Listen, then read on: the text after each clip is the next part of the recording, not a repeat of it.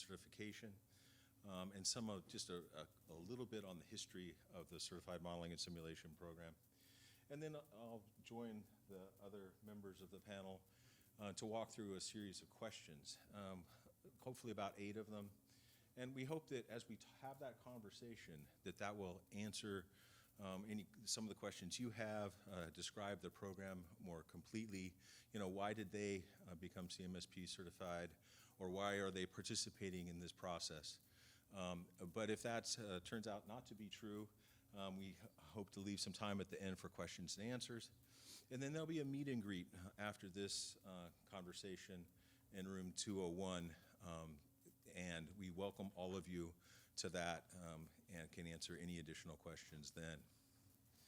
So basically, credentialing, whether it be PMP or Net Plus or A Plus, any credential, it provides value added to the community. It identifies a level of expertise and a currency in that expertise. And modeling and simulation as a technology field needs that kind of credentialing. And so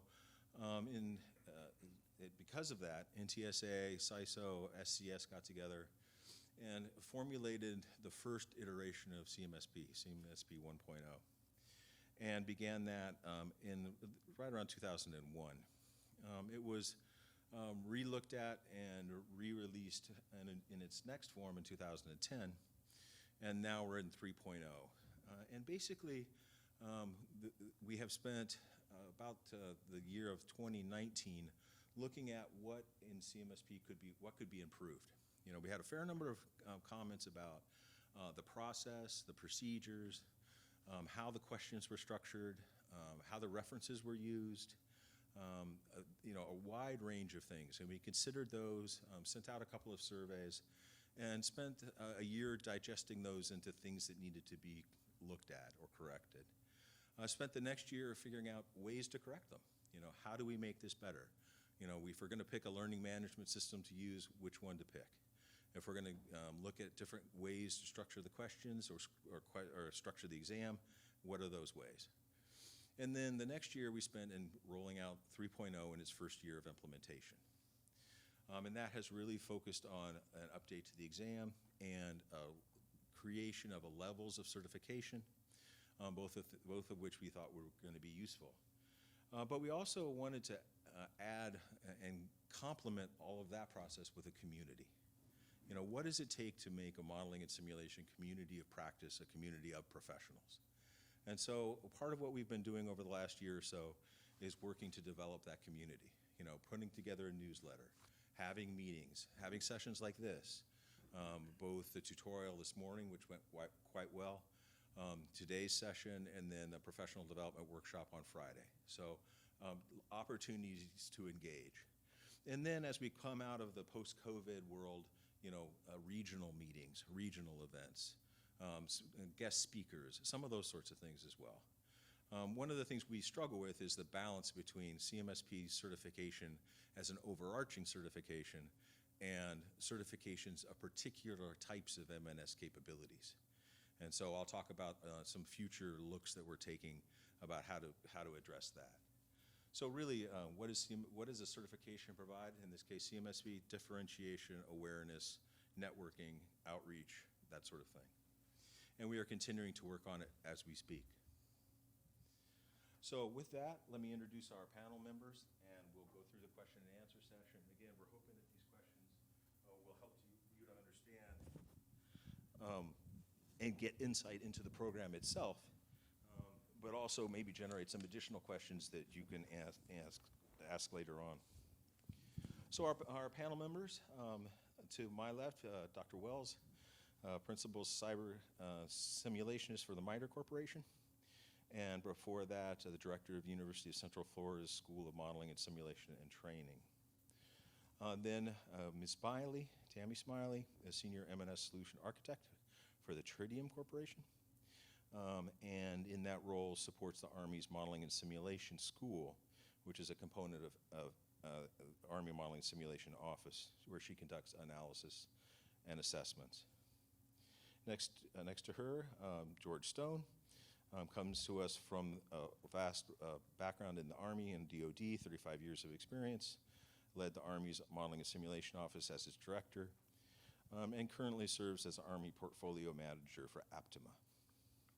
And all the way to my left, Dr. Glenn Hodges comes to us most recently out of the academic community, out of NPS Moves program, with 28 years of experience as an active duty Army officer, and then in his research assistant professorships at NPS. So a distinguished group of folks. One of the reasons that we have such a variety is we wanted different perspectives. You might notice that not everyone up here is a CMSP qualified. Glenn comes to us precisely to give us some of that perspective, because I think that's the perspective that many of you in the audience have. Not yet qualified, not yet certified, but are interested in it as a process and interested in it in the future.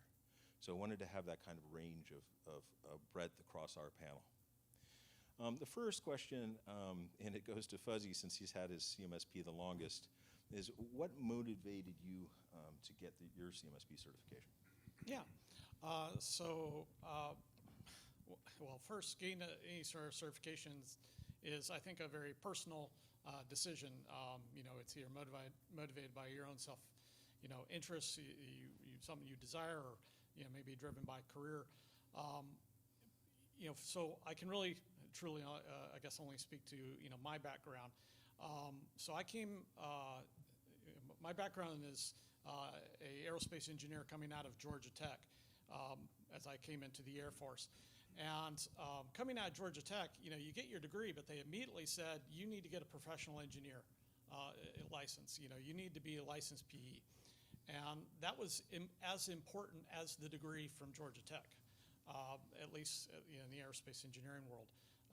And so, as I came into the Air Force and really, started to get into modeling simulation, I'm like, how do I find that for M&S? And the challenge that I had was there wasn't a Air Force M&S officer program or anything. There's no, for the Army folks, there's no FA-57. There's no modeling simulation officer in the Air Force. And so I kept on trying to, work my way into doing modeling simulation jobs, but beneath all that, it said I was an ops researcher, and sometimes I was a computer scientist, but not a modeling simulation guy. And so, here I am, going into a modeling simulation master's program at the Air Force Institute of Technology, still not a modeling simulation person. Teaching modeling simulation at the Air Force Wargaming Institute, still not a modeling simulation person. And then going to the Air Force Agency for Modeling Simulation and running one of the largest modeling simulation experiments, at least on the Air Force side, Millennium Challenge. Yeah, I'm still an ops researcher. So as I was, looking at, how do I give myself an identity for what I'm trying to do? And this is actually, this is 2002. I saw this, CMSP, and I'm like, I'm going to go after this. And my boss was like, but we're sending you to get a modeling simulation PhD at Naval Postgraduate School. You're going to be a modeling I'm like, it doesn't say that anywhere. So, how do you show that dedication that you are in this profession for the long haul?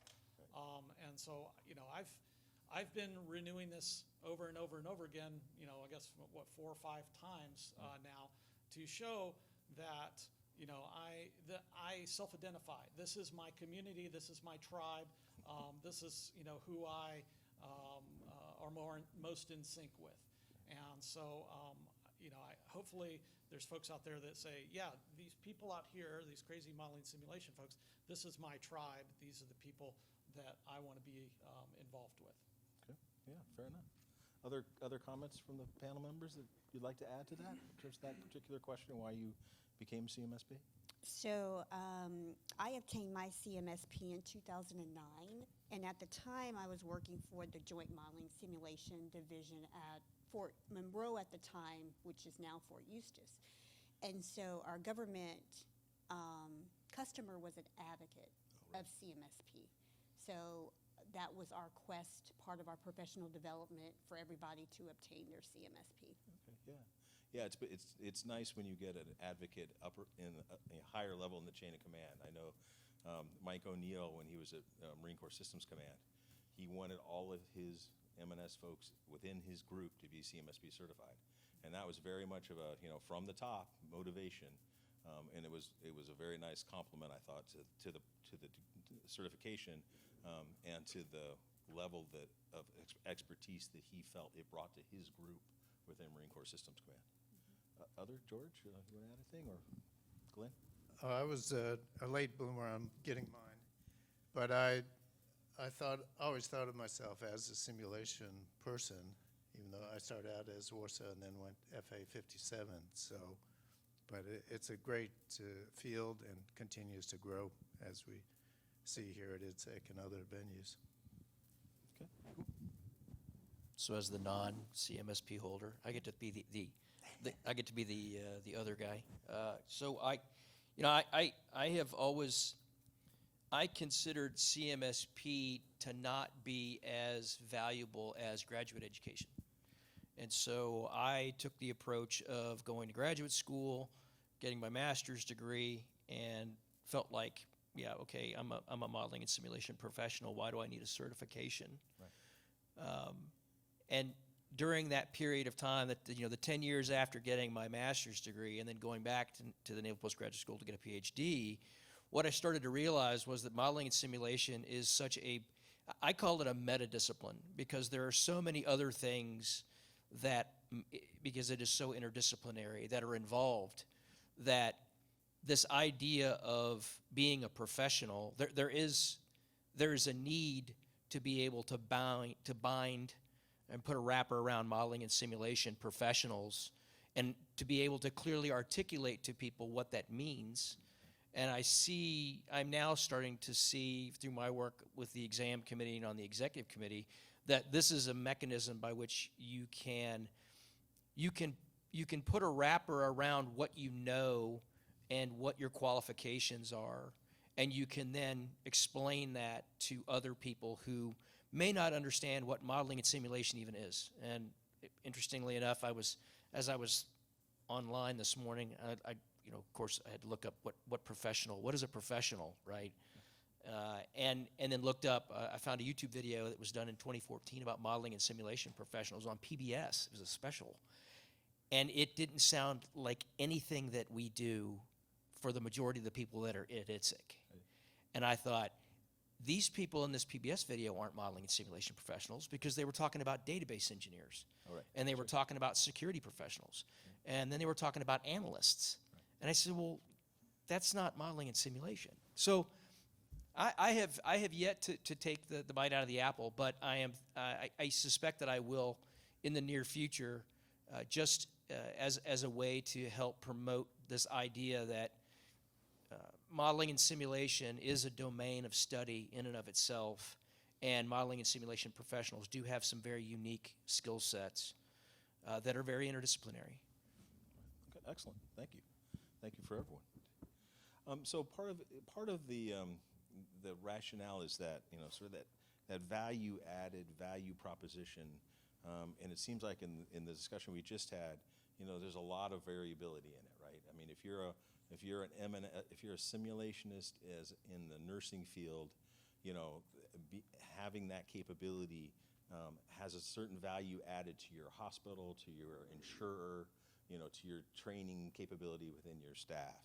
But it seems like a lot of the value that you see depends upon the position that you're in. And so, Tammy, from your position, working hard on the education and training side, the workforce management, career development side, how do you see that value proposition playing out? Well, I'm going to use the analogy of value added, using the analogy of a business and using how they have value added for their products and services for their consumer. Right. And in doing that, a business wants to ensure that they are doing what they can to maintain their current clientele and to be able to have the abilities of bringing new ones. With that being said, having a CMSP along with my education and years of experience, I believe that solidifies with various positions across modeling and simulation. One of the tasks that we had working for the modeling and simulation office was to go out to the various communities and find out what their training and education gaps were as it pertains to M&S. And one of the attributes that assisted me in being a SME in experimentation or training was my CMSP. Just to put provide additional information on the Army Modeling and Simulation School, they have been in partners with NTSA to be able to obtain some level of certification, CMSP certification, through their SOC course, their simulation operation course. We don't have a timeline right now of time of completion. However, what this is doing is another testament to the validation and investing in our CMS, in our modeling and simulation community. Right, right. Yeah, we're looking at a number of different ways of cross-certifying. I know my son's in the Coast Guard, and when he gets his cert, he's cross-certified in the Merchant Marine, for those similar certifications. And so that makes a lot of sense. I mean, it's a win-win. It's a win for when you're staying within your branch, but then if you want to transition into a civilian kind of workforce community, for him, for instance, as a mechanic, he has those certifications because he's already been cross-certified. So he comes to the table with those in hand. And that's, I think, a win-win for those kinds of scenarios. And in the future, we'll be looking to more of those kinds of cases and are interested in more.